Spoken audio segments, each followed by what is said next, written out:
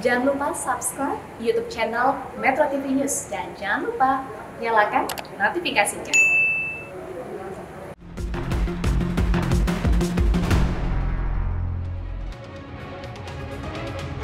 Pemirsa, jika melihat pada sejumlah hasil survei, kader PDI Perjuangan yang juga Gubernur Jawa Tengah Ganjar Pranowo menempati ranking teratas disusul kemudian oleh Prabowo Subianto atau Anies Baswedan. Namun hasil survei tersebut tak membuat Ketua Umum PDI Perjuangan Megawati Soekarnoputri tergoda. Mega rupanya lebih memilih kontemplasi dengan meminta petunjuk Tuhan untuk mencari penerus Jokowi.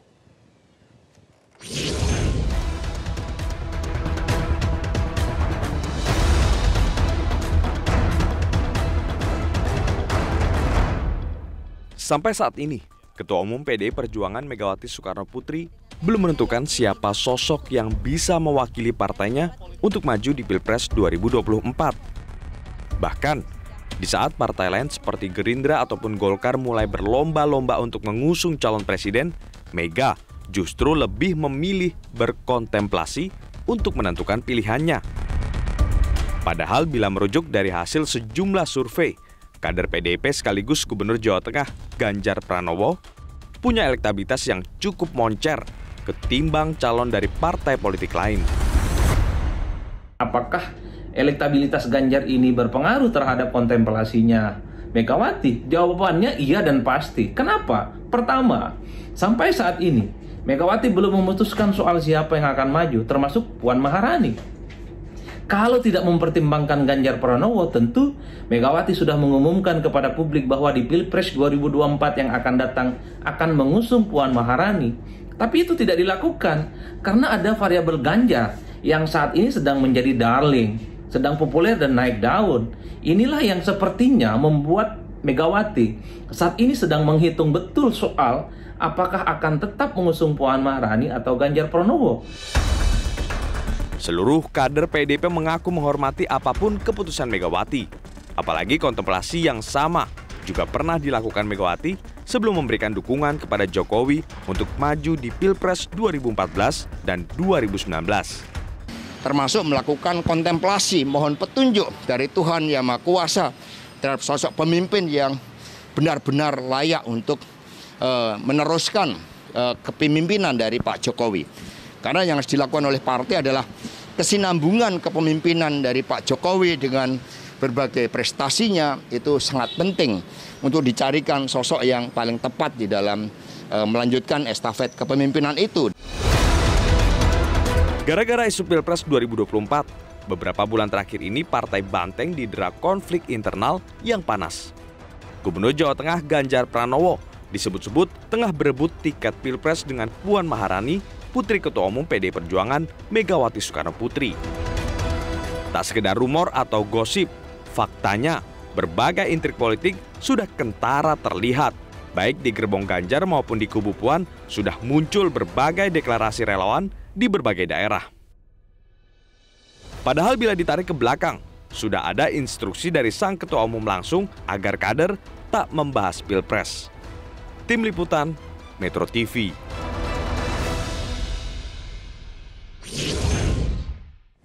Ya, menanti kontemplasi Megawati, betulkah kelanjutan kepemimpinan nasional pengganti Presiden Joko Widodo sangat ditentukan oleh kontemplasi seorang Megawati Soekarnoputri? Bagaimana pula elektabilitas dan keinginan arus bawah turut menentukan siapa yang akan diusung oleh PDI Perjuangan dalam kancah Pilpres 2024 mendatang. Kami akan membahasnya bersama Sekjen PDI Perjuangan Hasto Kristianto dan juga Direktur Eksekutif Carta Politika Yunarto Wijaya. Selamat malam, Bapak-bapak, apa kabar? Malam, Wahyu. Kabar baik. Baik. Wahyu, apa kabar?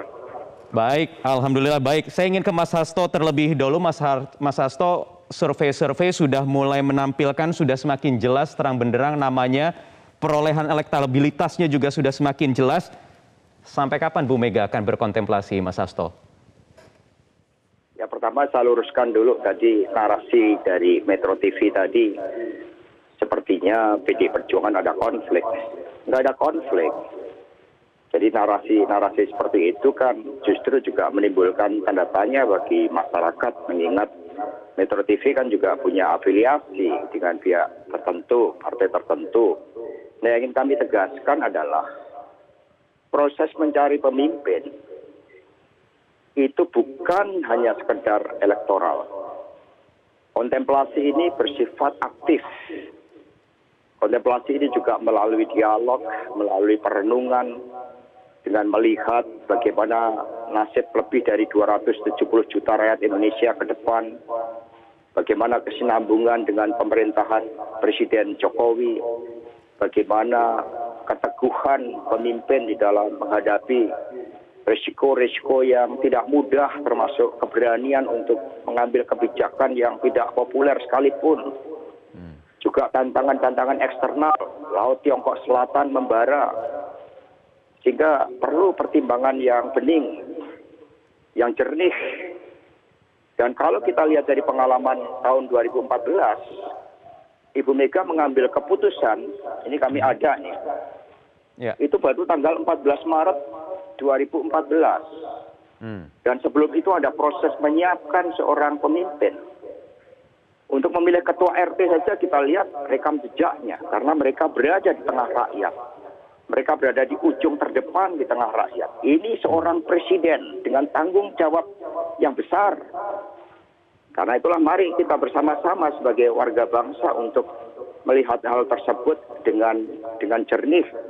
Kita punya pengalaman, sekali lagi 2009 bagaimana 2014 seorang pemimpin hanya basisnya elektoral, dan kita tahu hasilnya. Itu yang harusnya kita lihat secara kritis.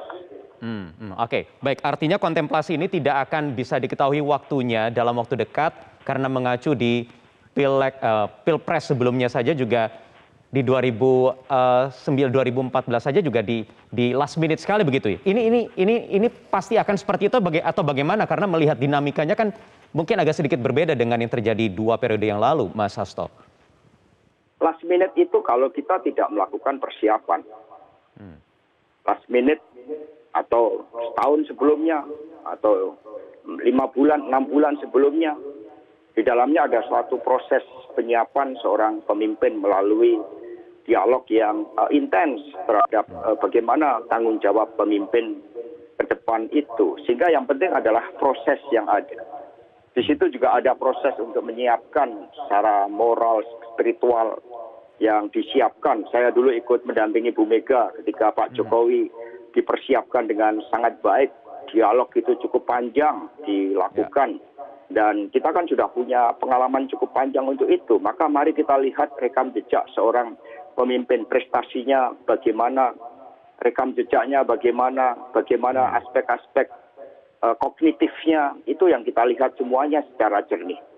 Oke, baik. Saya ingin ke Bung Toto, itu makna dari kontemplasi yang disampaikan Mas Hasto, karena ini bukan satu kali saja, sudah sebelumnya pernah dilakukan beberapa kali oleh Bu Mega. Kalau Anda memaknai kontemplasi yang tengah dilakukan Bu Mega saat ini, seperti apa, Bung Toto?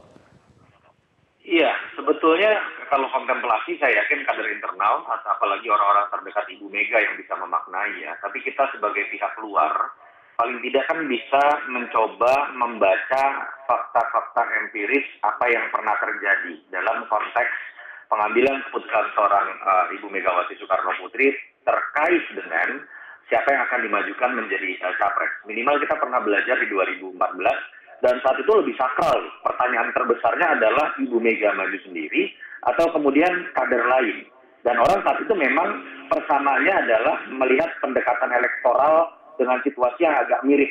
Kalau mau disamakan, yang satu mewakili keluarga Ibu Mega, ada Mbak Puan, satu lagi yang dilihat secara elektoral tinggi. Pertama yang tidak bisa dibantah, betul tadi kata Mas Hasto bahwa last minute kecenderungan dari Ibu Mega akan mengambil keputusan. Dan itu memang pola yang biasa terjadi, partai yang terbesar, apalagi yang paling ditunggu-tunggu, itu biasanya akan menunggu konstelasi terakhir sampai kemudian mengambil itu keputusan. Strategi ya Bung Toto ya, last minute ini ya? Saya melihat bisa itu dianggap sebagai strategi, atau sebuah insting naluriah dari partai terbesar, ya silakan tunggu saya, karena apa yang saya putuskan itu akan paling berpengaruh dalam konstelasi politik. Yang kedua kan bisa dilihat juga bahwa, mohon maaf ya, kesoktahuan sebagian pihak yang mengatakan bahwa sentralisasi keluarga Bung Karno pasti akan lebih memilih politik dinasti. Bagaimana seorang ibu pasti akan memilih seorang anak, sebetulnya kan sudah terjawab. Tidak sesimpel itu bahwa yang terjadi di 2014 pun Ibu Mega mengalahkan dirinya sendiri.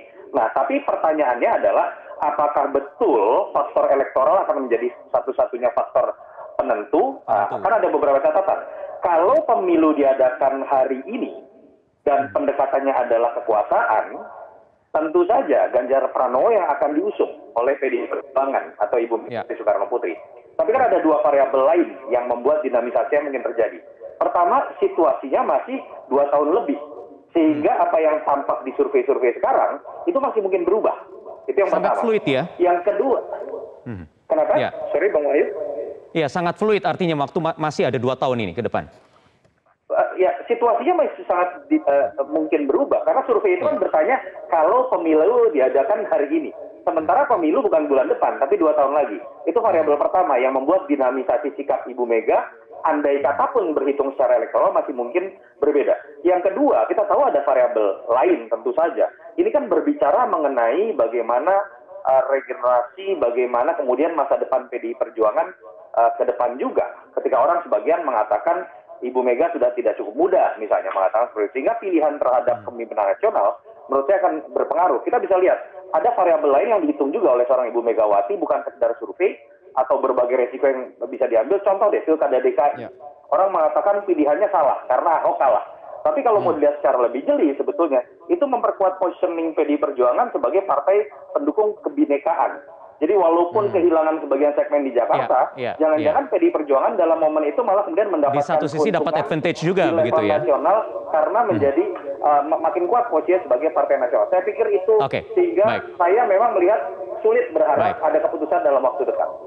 Sulit untuk menanti keputusan yang akan keluar dalam waktu dekat sambil menyikapi perkembangan dinamika yang ada. Mas Hasto, sebenarnya bagaimana Bu Mega, PDI Perjuangan menyikapi elektabilitas Gubernur Jawa Tengah yang juga kader Ganjar Pranowo yang mengungguli nama-nama lain, bahkan jauh berada di atas Puan Maharani? Dijawab nanti Mas Hasto usai jeda berikut ini. Tetap bersama kami di Prime Time.